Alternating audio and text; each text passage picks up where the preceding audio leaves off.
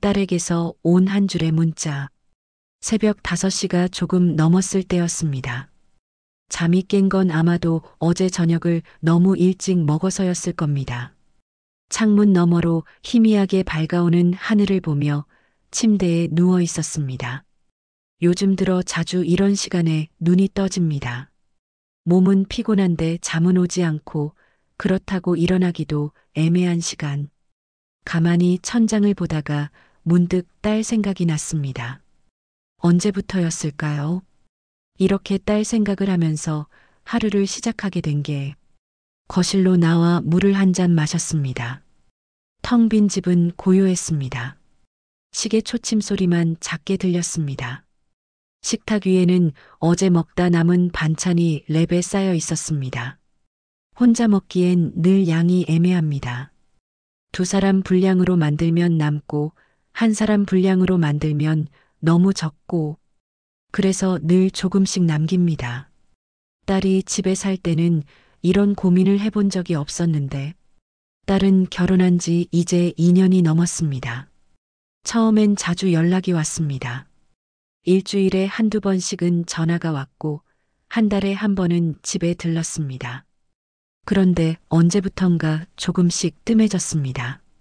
한 달에 한 번이던 전화가 2달에 한 번이 되고 3달에 한 번이 되고 그러다 보니 어느새 반년이 넘도록 목소리를 듣지 못했습니다.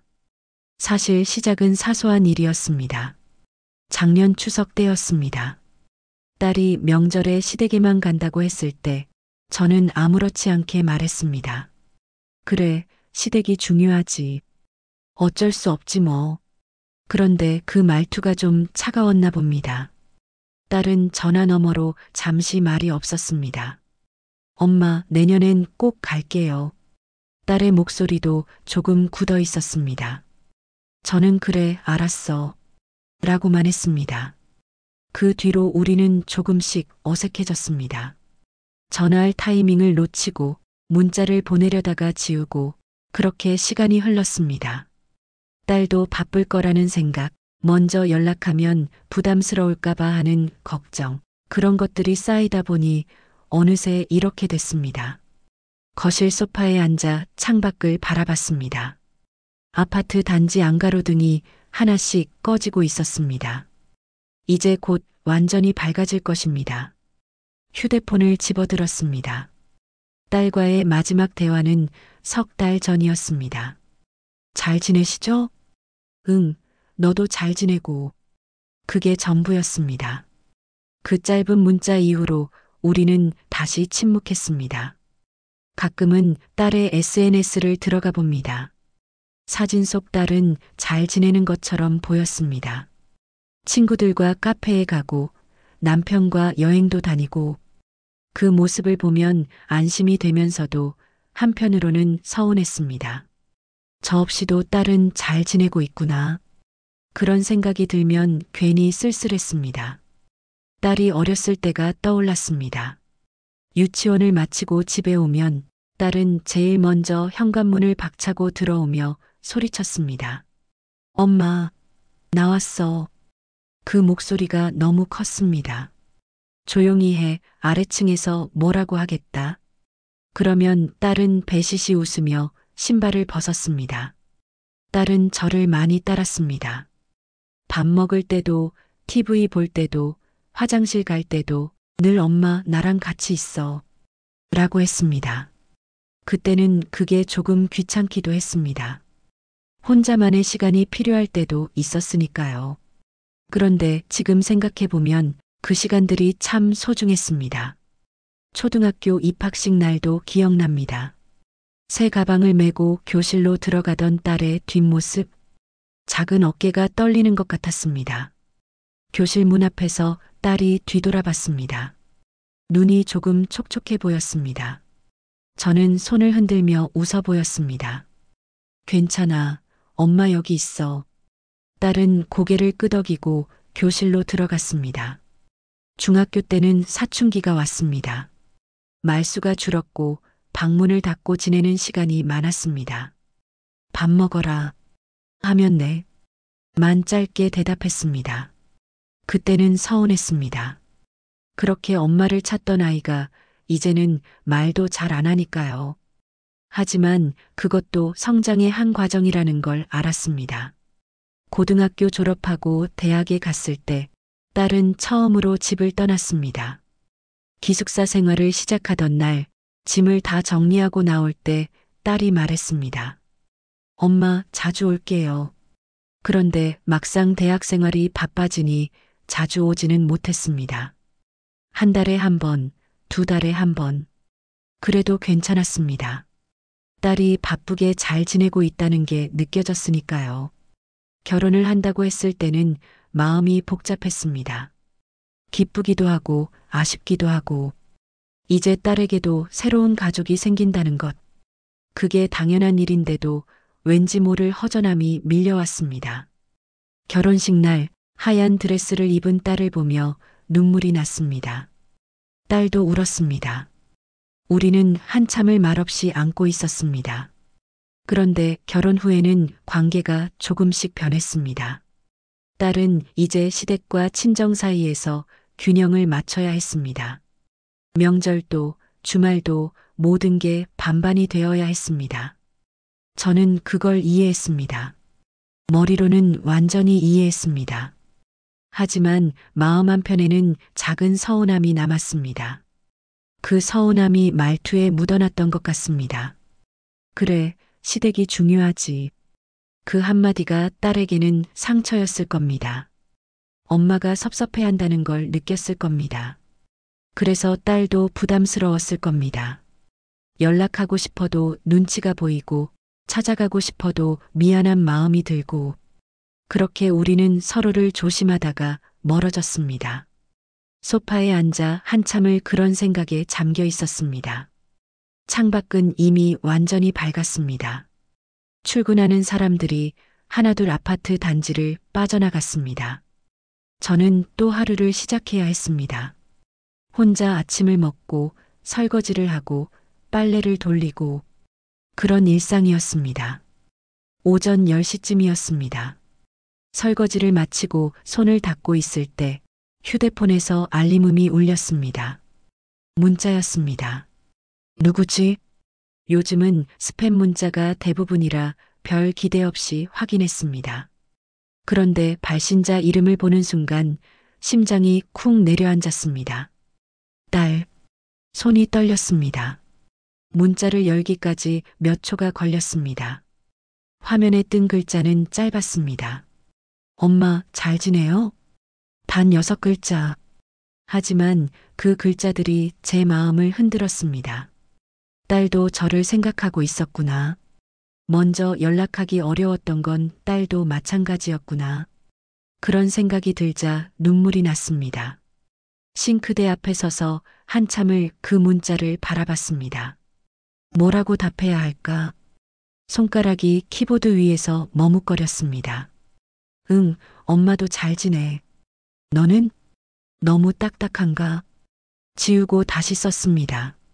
잘 지내고 있어. 내 생각 많이 했어. 그것도 너무 무거운가? 몇 번을 고쳐 쓰다가 결국 처음에 쓴 대로 보냈습니다. 응, 엄마도 잘 지내. 너는? 답장은 금방 왔습니다. 저도 잘 지내요. 요즘 날씨 추워졌는데 감기 조심하세요. 딸의 목소리가 들리는 것 같았습니다. 따뜻하고 부드러운 목소리. 오랜만에 느끼는 딸의 온기였습니다. 고마워. 너도 따뜻하게 입고 다녀. 네. 이번 주말에 시간 되시면 잠깐 들를게요. 그 문자를 보는 순간 눈물이 왈칵 쏟아졌습니다. 참고 있던 것들이 한꺼번에 무너졌습니다. 보고 싶었다는 것, 미안했다는 것, 사랑한다는 것, 그 모든 감정이 눈물이 되어 흘러내렸습니다. 그래, 언제든지 와. 엄마가 맛있는 거 해줄게. 좋아요. 엄마 손맛 그리웠어요. 딸도 저를 그리워했구나. 그 사실이 가슴을 뭉클하게 했습니다. 그날부터 우리는 조금씩 연락을 주고받기 시작했습니다. 매일은 아니었지만 일주일에 한두 번씩은 안부를 물었습니다. 오늘 점심은 뭐 먹었어? 엄마는 뭐 하세요? 그런 사소한 대화들이었습니다.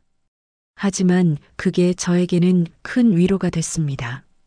주말이 되었습니다. 딸이 정말로 집에 왔습니다. 현관문이 열리고 딸의 목소리가 들렸습니다. 엄마 왔어요. 그 목소리를 듣는 순간 어린 시절 유치원에서 돌아오던 딸이 떠올랐습니다. 엄마, 나왔어. 거실로 나가 딸을 맞았습니다. 딸은 조금 수척해 보였습니다.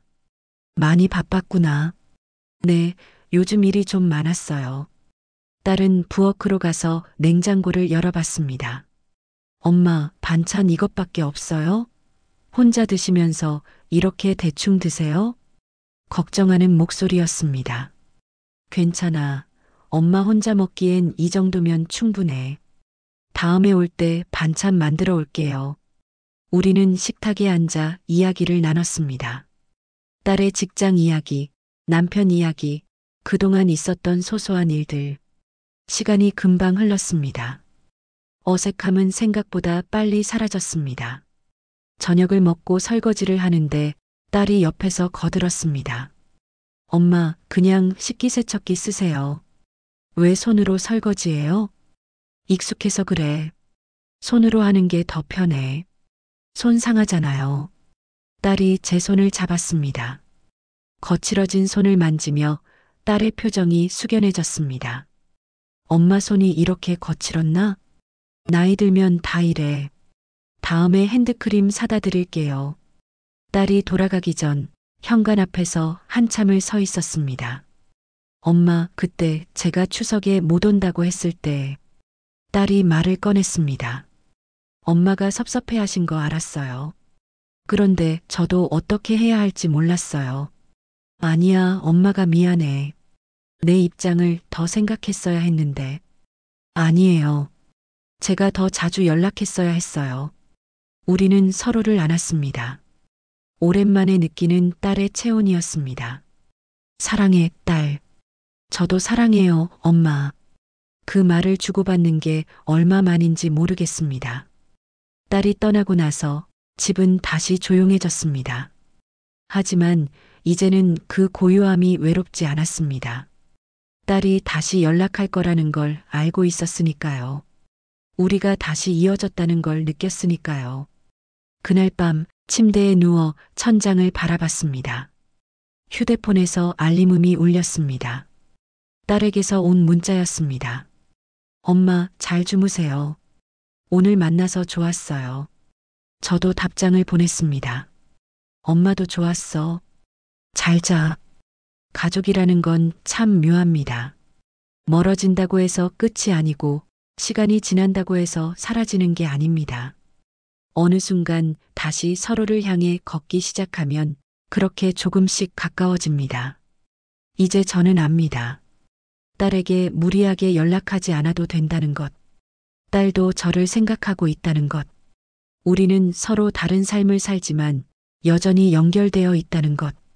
창밖으로 달빛이 스며들었습니다. 고요한 밤이었습니다. 하지만 이제 그 고요함 속에서 따뜻함이 느껴졌습니다. 딸과 다시 이어진 그 온기가 제 마음을 채우고 있었습니다. 가족은 결국 돌아옵니다. 시간이 걸려도 멀리 돌아가도 언젠가는 다시 만나게 됩니다. 그게 가족이니까요. 오늘 밤도 저는 딸을 생각하며 잠들 것입니다. 하지만 이제는 편안한 마음으로 내일 아침 눈을 뜨면 딸에게서 또 다른 문자가 와 있을지도 모릅니다. 그런 기대를 안고 저는 눈을 감습니다. 따뜻한 밤입니다. 오늘 이야기가 마음에 닿으셨다면 구독과 좋아요 눌러주시면 감사드리고요. 영상 보시며 느끼신 마음이 있다면 댓글로 살짝 남겨주세요. 그 한마디가 다른 분들에게도 따뜻한 힘이 되거든요.